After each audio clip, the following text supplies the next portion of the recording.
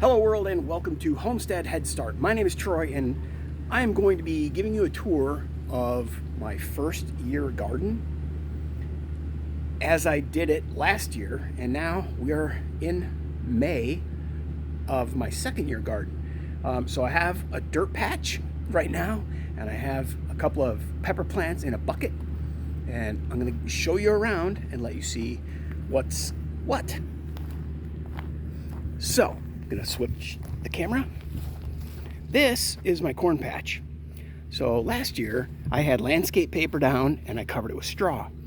Some of that straw and landscape paper is under this broken old chain link fence gate because I want to keep that around. I want to reuse the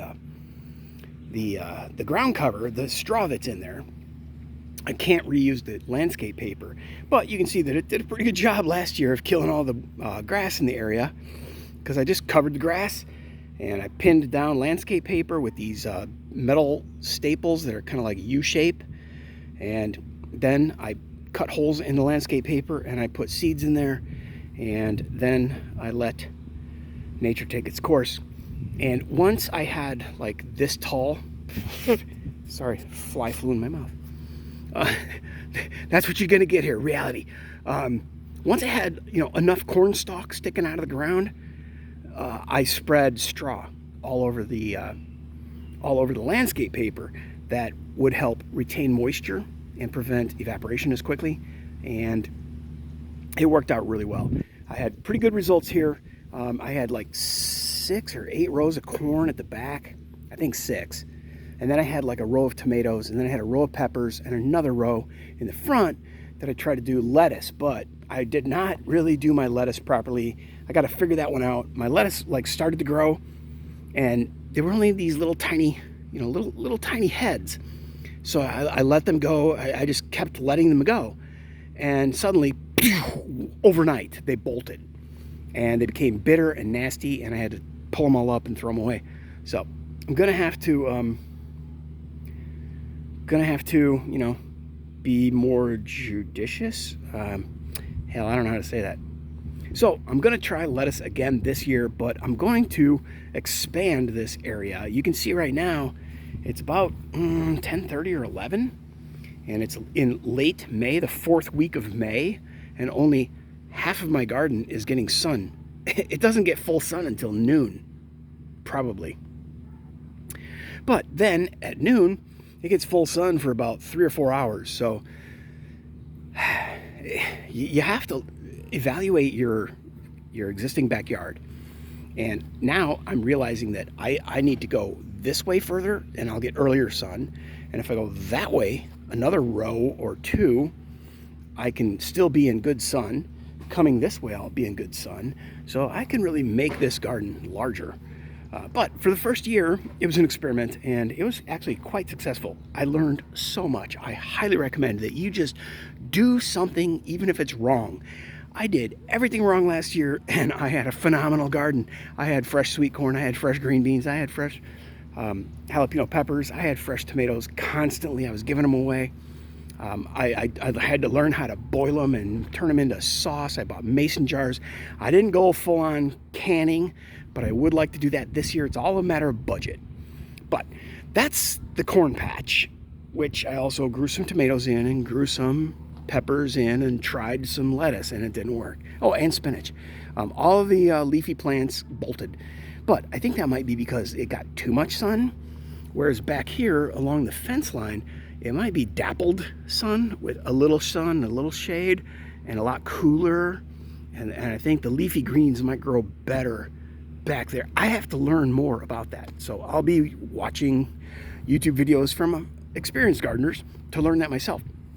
My point is, do something even if it's wrong. You're going to learn from the experience, and I certainly did that last year with my first garden. Now, as we approach my second garden, like I said, I'll be expanding that way and this way, because look how much early sun I'm getting. Now, that would be for plants that get or require and can live in early sun. Now, this is the peak of the house, and just here we go. Totally separate subject. That's the house.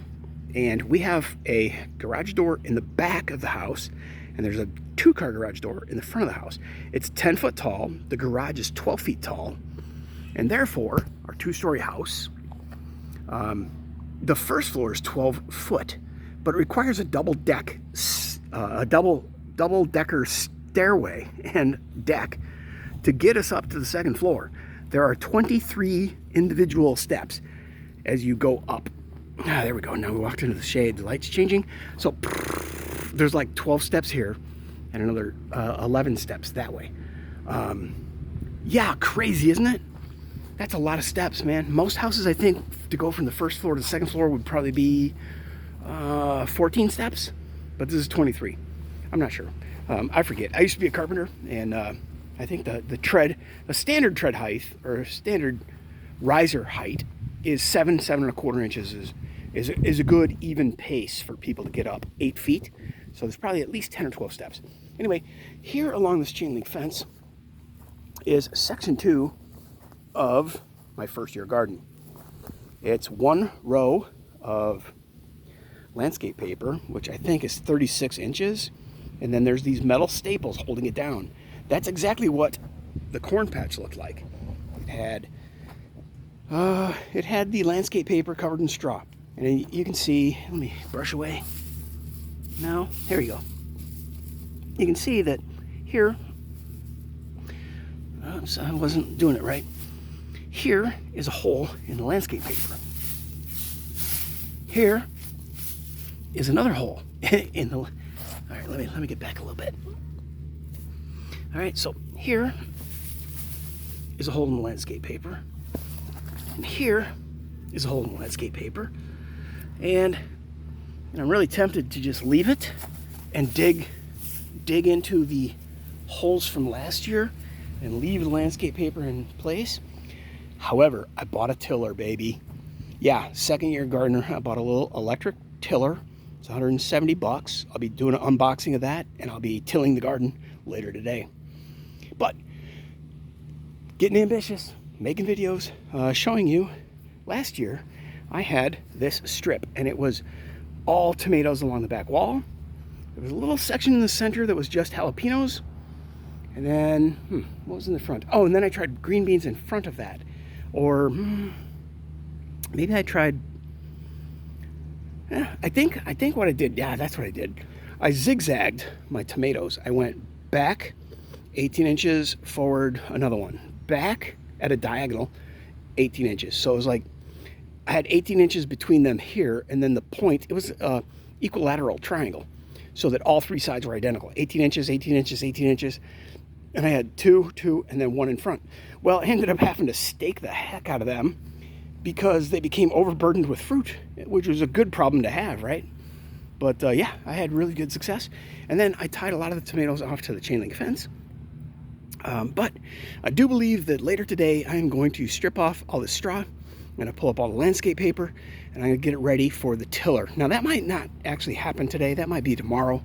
But whatever, Tiffany. I'm going to do something, even if it's wrong. And honestly, there's nothing I can do wrong here. You have to do something, and you're going to learn from failure. You're going to learn from success. Get busy. That's all that matters. All right, so we're 8 minutes into the video, and I don't want to make this too long. I wanted to show you the weird sun pattern from the peak of the house, and this is the deck and the railing, and there's my barbecue grill, the shadow of the grill. It's actually not mine. I'm renting this house with a roommate who owns the house, and we've been friends a long. How many times do I have to say it? A really long time. Anyway, I'm also thinking, since now I have a tiller, I'm going to run a strip at that back and throw in sunflowers and green beans, because that's going to be a wonderful experiment. But more about that later. Let's finish the first year garden tour. So this is last year's garden, everything that I've shown you so far.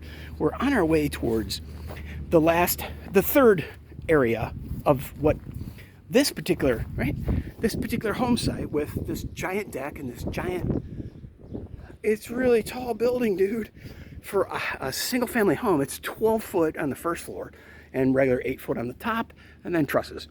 So we're pretty tall compared to the rest of the houses, and you can see our deck is super tall. It allows me to use that as an observation deck into all the neighbors' backyards, which I really don't want to look at. But you can't avoid it. You're up there. We're so fucking high. It's crazy. But anyway, we got the grill over here. I have a electric smoker that comes out of that back overhead garage door, a Pit Boss electric smoker. And I'll be cold smoking some cheese later today. Maybe I'll make a video of that. Hopefully my battery holds out. And there's my tomato strip. There's my corn patch. And this last year was also a corn patch. I put down a 3-foot roll of landscape paper and straw, just like I did right there along the fence. I did that along the house from this garage door all the way to the air conditioner. I put in, I think it's 20 feet. I think it's 20 feet. No, it's a little more than 20 feet. But I put in 2 rows of corn. But I only got like 20 ears out of 40 plants here, because all along the foundation is this backfill. That's just gravel and sand. Okay? So the dirt quality is crap. That's why this year, instead of, like, I knew it when I started digging holes, and I mean, I'm surprised the corn grew at all, but I was fertilizing, so, you know, it kind of had to grow. But this year, I really wish I had run a row of landscape paper along here, and I might do that just to try to kill all this scrub growth, because then I won't be penetrating that at all with holes for plants, but I'd be able to run a strip of landscape paper and put the buckets on top of that, and then there will be no grass, no weeds, and anything growing along the backfilled portion of the house. Now, right now, you can see I have a bunch of buckets standing at the ready. It's important to note that you have to drill holes in the bottom of the bucket, but you also have to look at the bottom of the bucket. And I'm not going to find it right now for you here, but you look at the bottom of the bucket and there should be a recycling triangle with the little arrows in it. I'm sure you've all seen that. And that determines whether your bucket is food safe or not. Or there's 2 distinctions there. Safe to grow food in, or safe to store food in. That would be in direct contact with the plastic walls of the bucket. Because some buckets are made out of a PET plastic, I think it is, that leaches cancer-causing agents into the substance that is in the container.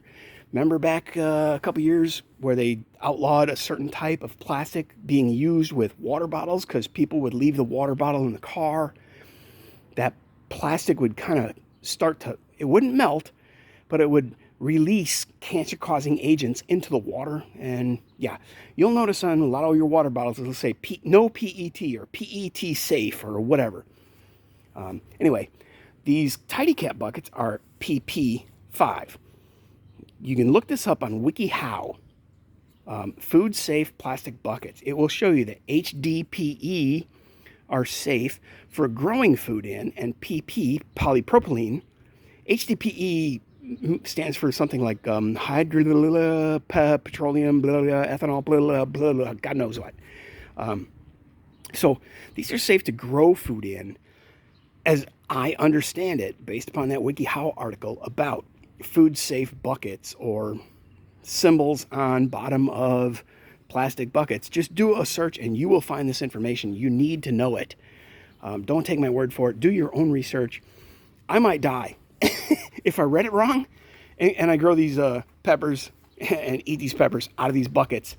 But this year, I have decided that I'm going to go with the polypropylene 5 bucket that is available to me free from a local factory worker friend that put up a sign next to the time clock on the punch card time clock thing, and it said Tidy Cat buckets wanted. So over the winter, we accumulated 24 freaking buckets.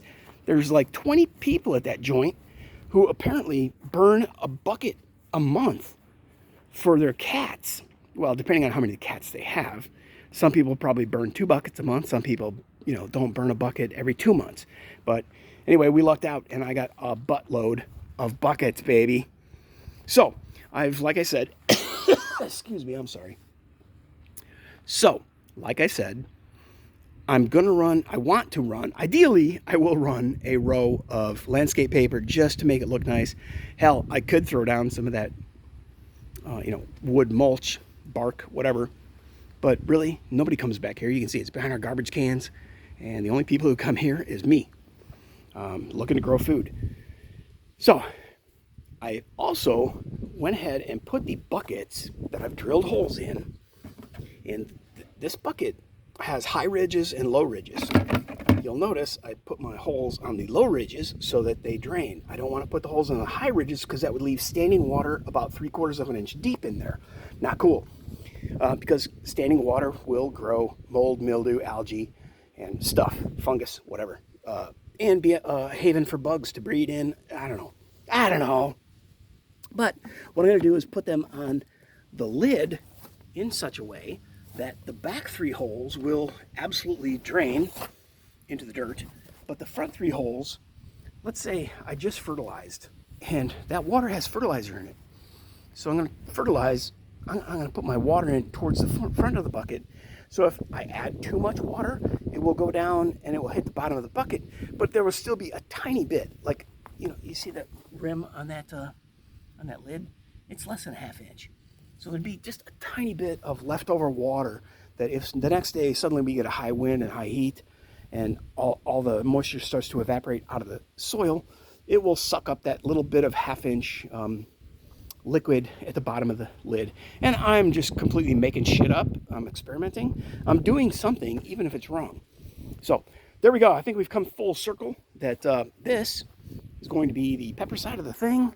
And here are my peppers that I've gotten out here, and I've given them just too much sun too fast. I wasn't methodical enough in laying the foundation, and you'll notice that this particular pepper and this poor little guy have what's called sun scald. So that I put them out in the sun, and they weren't ready for it. They were used to a gentle grow light on for 12 hours a day, no, 14 or 16 hours a day. And then I put them out in the burning sun, and basically they got sunburned. So those leaves are all going to die and fall off, but the plant may survive. Now this guy, I don't know how and why he survived it. They're both cayenne peppers. Oh, no, I'm sorry. That one's a big Thai pepper. I don't know what that guy is. This one's a cayenne, and this one is also a cayenne and has sun scald on a good quantity of its leaves. A lot of those leaves are going to fall off and die. Look how shiny that is. The first day it happened, it was like silver. It was almost glowing. It was bizarre. It was like silver and white. And I was like, oh no, I killed them all. But I got a friend who told me that just get them in the shade. Get them in the shade, give them water, let them rest, and then be more methodical. Take them outside for an hour and a half one day, then 3 hours the next day, then 6 hours the next day. Then on the 4th day, plant them. That, if it's a healthy plant, it will survive. If not, it probably wouldn't have done that great later anyways. So anyway, all these lessons learned, I hope you're learning from my rambling video and my first year garden that was a couple of rows of corn in gravel and sand, backfill. Not good. This year, this area is going to be used with containers full with potting soil. There's a difference between potting soil and garden soil, so go look that up, or I'll explain it to you some other time. And then I'm going to plow this up because now I have a tiller. I'll show you that in another video coming up soon. And then I'm going to actually till this area first. Then I'm going to throw a sprinkler on it. Then I'm going to throw some compost on it. Then I'm going to till it again. Because the first till is going to be to expand it a little wider that way along the back, and a little longer this way, and a little more this way. And I really just want to keep edging this thing closer and closer to where it's getting more sun earlier. And then once the sun actually goes up, see, it's almost out of the garden now, but I can expand this little patch. Since last year was an experiment, I learned that I loved it. I learned that I could grow food, I could eat the food. It was fantastic food, and that's pretty much it. So thanks again for stopping by Homestead Head Start. We're starting from a single family home with a 5-year plan to be on a 1-acre homestead at a minimum. And I know calling a 1 acre a homestead is kind of ridiculous. I lived in Alaska in the 80s, and I've been on real homesteads, and it's 40 acres, man, that the government gives you, and you have to improve it by putting in a road, putting in a septic tank, putting in a building. You have to do specific things for a specific number of years in order to qualify for keeping that homestead and having the deed put into your name.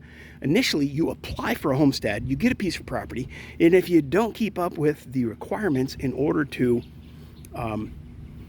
gain a deed to the property, that you lost everything.